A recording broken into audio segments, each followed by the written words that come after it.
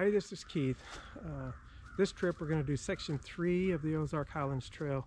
That's from Cherry Bend to Lick Branch with a 1 overnight stay. While I was on the trail, I was thinking about my first trip to Montana. So I thought I'd tell you about something that happened one time.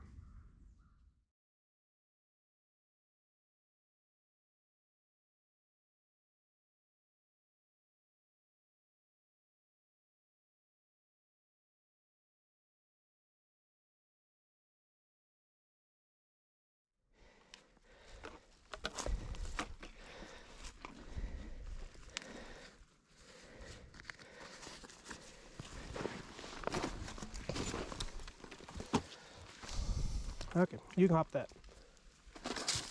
Blah. Doesn't have to be pretty.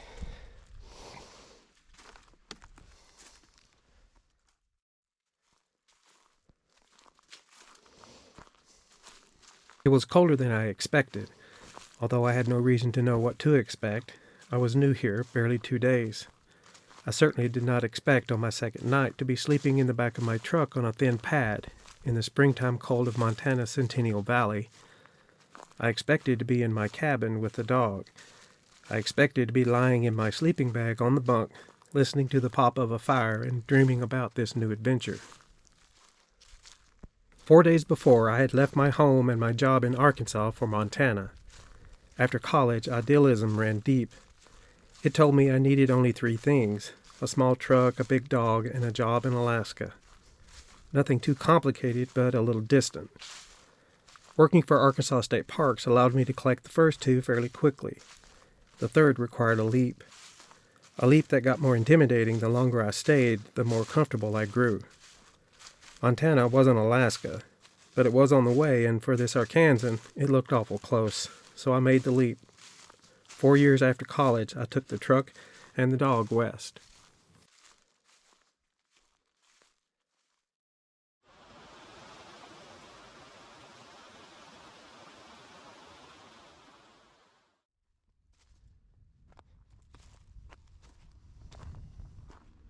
Under the camper shell of that small truck, I built a sleeping platform with a box for gear in anticipation of a road trip. As small as the truck was, it became infinitely smaller when Muskie jumped in the back. Muskie was a big Malamute, an independent sort whose experience was not dependent upon mine, something he reminded me of frequently. I often took him to the woods for his outing. After making sure we were alone, I dropped the tailgate and he would step out, looking at me as if saying, "See you in half an hour?" The truck would rise 2 inches when he jumped out. His patrol consisted of a series of trots around the circumference of our area. He was into his own thing. Occasionally he would move briefly out of sight but return. He always returned. He was my travel partner and the one that was always there. He made me braver.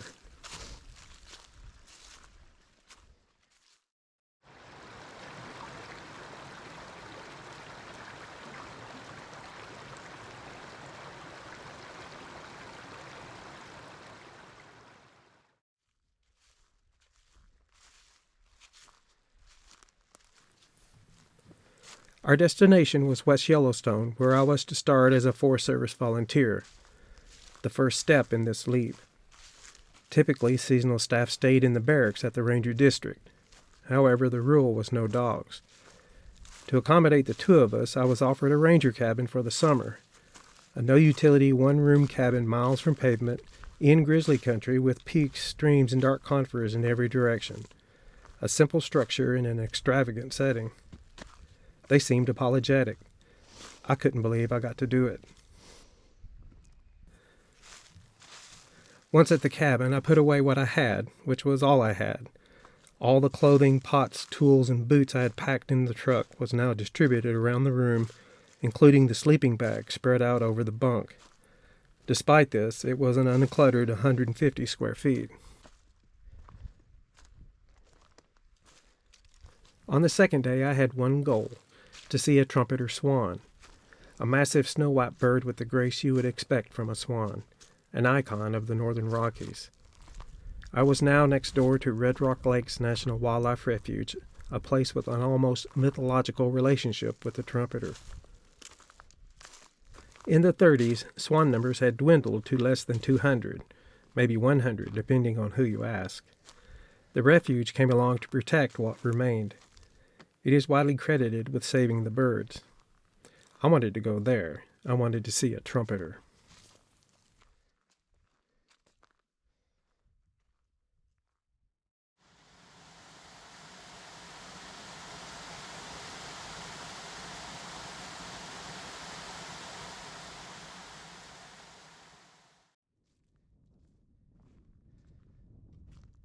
After the requisite miles of dirt road, the dog and I rolled into the refuge and found an obscure spot.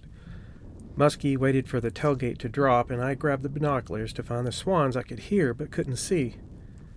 I stepped up on the tailgate to see beyond the willows which surrounded the ponds. Throughout the valley you could hear their low honks, that soft stuttering trumpet that made them famous. I lowered the binoculars to check on the dog. He was orbiting the pullout. I soon decided the distance and the willows could not be overcome. This spot was not working. I scanned for the dog and at the same time yelled, "Load up," but he wasn't there. I turned 360 degrees in the back of the truck and still saw nothing. Looking back to where I had seen him last, I glimpsed his shape glide over the top of a small rise and down its back. I called to him just as he sank out of sight.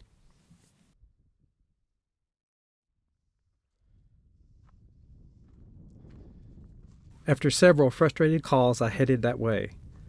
It took only a minute to be standing on top of that rise. Beyond it, I saw a continuing series of small rises, all identical to the one I stood on, and none offering any clues. Still no response to my calls. It was 4 o'clock. Over the next 2 hours, I made a dozen marches from the truck to that hilltop, each time returning disappointed. By 6 o'clock, the sounds of the refuge began to lay down. A calmness fell, and the stillness made the valley seem bigger. By 8, I was sitting on the tailgate in near darkness, calling occasionally and waiting for something to change. All that changed was the temperature. It hurried downward, intent on advancing as far as it could before sunrise ended its race.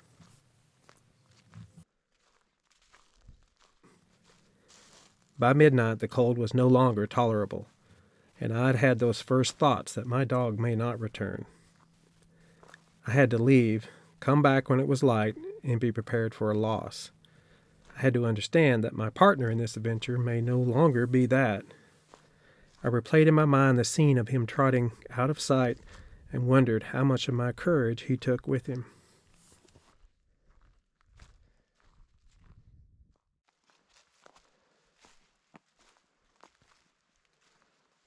An hour later, I stood in the cabin. No fire tonight, not even a lantern lit. I used a flashlight to pile on the table everything that I would need the next day and open the sleeping bag. It got me warm, but it couldn't make me sleep. All the worst possible outcomes were on loop in my mind. Guilt for allowing this to happen prevented any comfort. I could only wait for daylight to show through the window. All to be close to a flawless bird.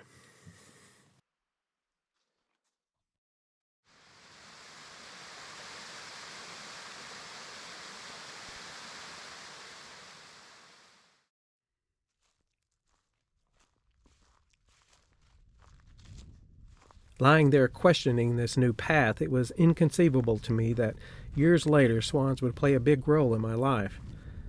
That I would ride on the nose of an airboat at night over partially frozen water searching for them. The boat's pilot would herd the birds through the open water until one was close enough to be grabbed and quickly stuffed into a burlap bag. In the darkness, you could hear the slap of their wings against the water and their furious paddling to avoid the encounter, but they stayed on the water. Taking flight on a moonless night was dangerous for a large bird with 8 or more feet of wings to unfold. Trees and power lines couldn't be seen. Things could go wrong. The swans knew this. So did the biologist.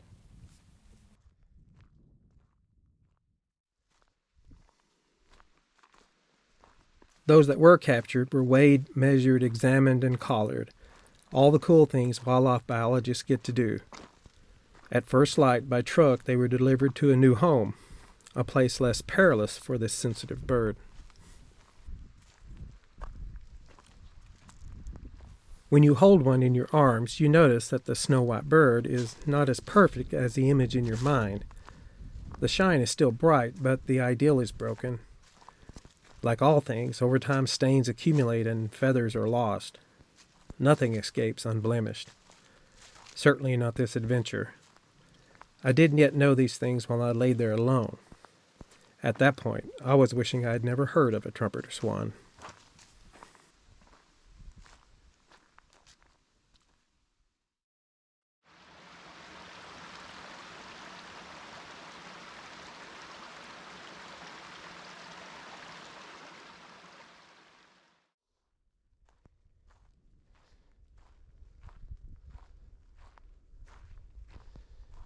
When it was light enough to see the truck through the window, I headed back. The dirt road to the refuge was mine and mine alone. On any other day, I would have appreciated having all this to myself, but on this morning, the isolation made my success seem far away.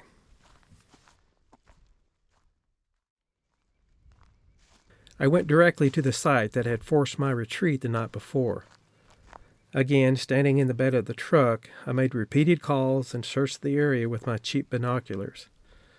The results were all the same. Only now, instead of wondering if the darkness had kept Muskie just out of view, the daylight exposed the reality. He was nowhere to be found.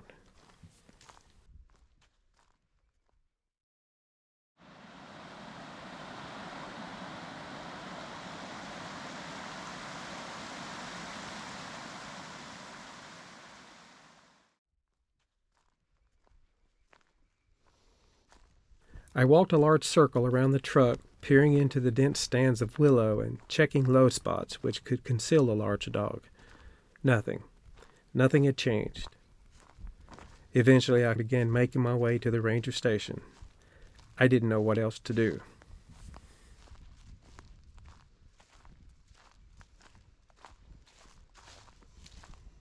The drive gave me time to consider my story of how, in my bliss at seeing a swan, I had released the kraken upon the refuge. I had worked on public lands and knew managing humans and their dogs in these special places was exhausting. I had heard every excuse. Now I was preparing mine.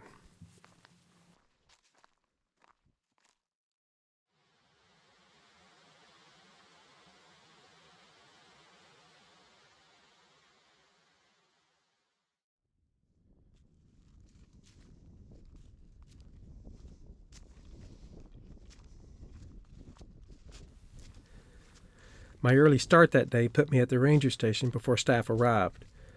Digging through the glove box and under the seat, I came up with a paper and pen needed to draft a note for the door. On it, I described the dog and put the phone number of the ranger district, the only connection I had with the world. I kept it short, saving the apology for later.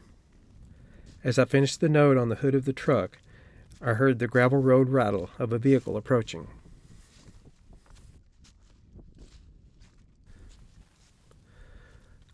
Arriving to start the day was a refuge employee.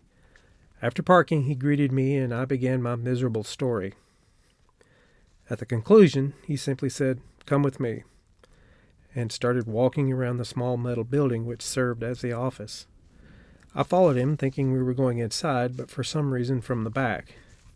Rounding the corner, I found the ranger standing beside a large kennel, with Muskie inside.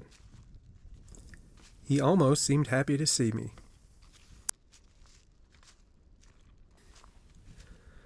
While I absorbed the relief of that moment, the ranger told me how he found the dog almost immediately after he went missing, on a road hidden from me within the folds of the land. He had hopped into the truck when the tailgate was dropped, and I'm sure enjoyed the ride to the station. I'm guessing that by my fourth trip to that small rise on the day before, the dog was not far away, quietly waiting to hear the rattle of my truck.